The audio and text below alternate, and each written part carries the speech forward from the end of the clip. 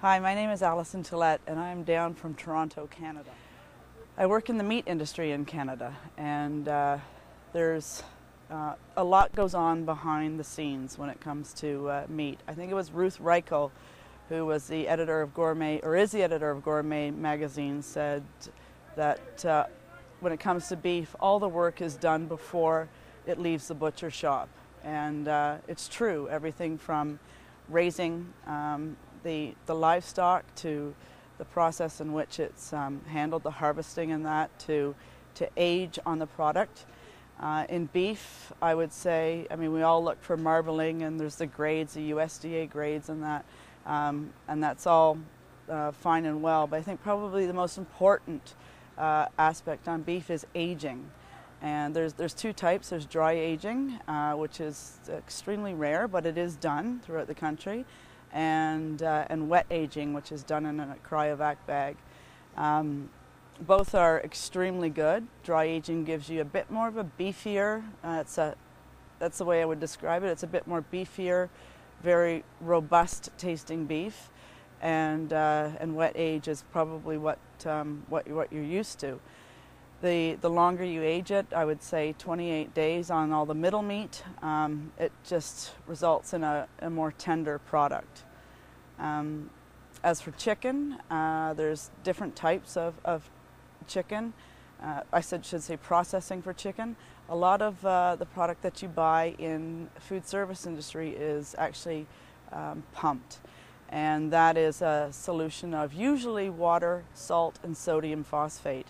The water and the salt help, so the salt helps the water into the chicken, and the sodium phosphate keeps it there. Some people can tell the difference between, a lot of people can actually. Sodium phosphate definitely has, well, it's a seasoned taste to it.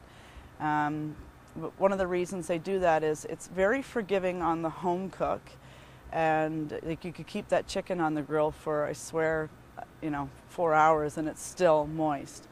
But one of the things you're buying when you're buying that is you're buying that water, salt, and sodium phosphate as well. So when a chicken is, I can't think of any other word than harvested or slaughtered, it goes through a process of usually wet chill. That's the majority of it, and the bird is cooled down. It has to be cooled down at a certain temperature in a certain period of time. The fastest way to do that is with water. In that process, the chicken also picks up water, and usually around 5 or 6%, sometimes higher than that. And you'll see it in the supermarket that the chicken is kind of weeping in its tray pack, and that's just the water leaching out. As I said before, the pumping, if you put salt and sodium phosphate in it, it would help hold that water. There is another process called air chill, and as dry aged beef, this is the creme de la creme, should I say, of chicken, and that's exactly what it is. It's chilled. The body is chilled down using air, and there's no water. So that green weight of that chicken, so the chicken weighs a certain point, and after a wet chill, you'll pick up about 5-6% moisture. On a good air chill chicken, you're going to lose about 5 to 6% moisture. And the best way to test that is you eat the products side by side, and the air chill chicken it'll be chicken that you had 20 years ago. That's the difference. It actually has some flavor, it has some texture to it, and all the muscles haven't melded into one.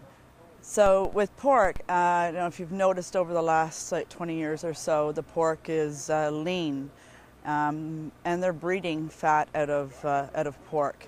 It's known as the other white meat. In order to offset that leanness, because when you cook it, you'll just end up with a dry piece of meat, they do a moisture enhancement, which is usually salt, water, and sodium phosphate.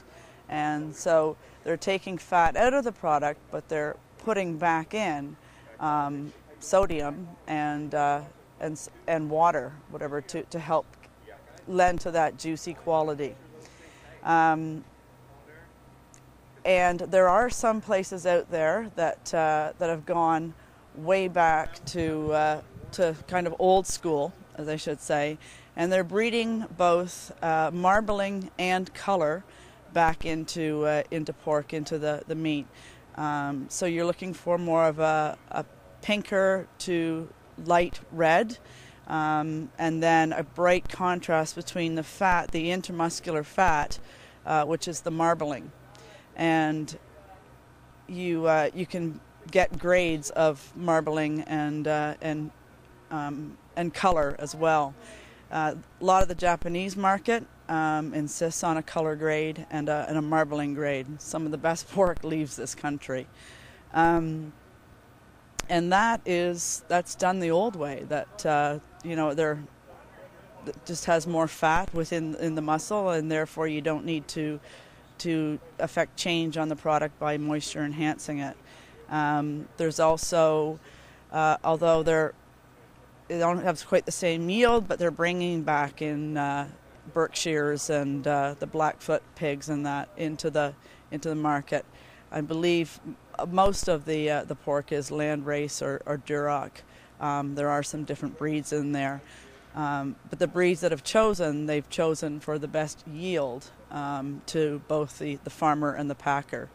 But you can get other more specialty items out there. And there is a difference in taste.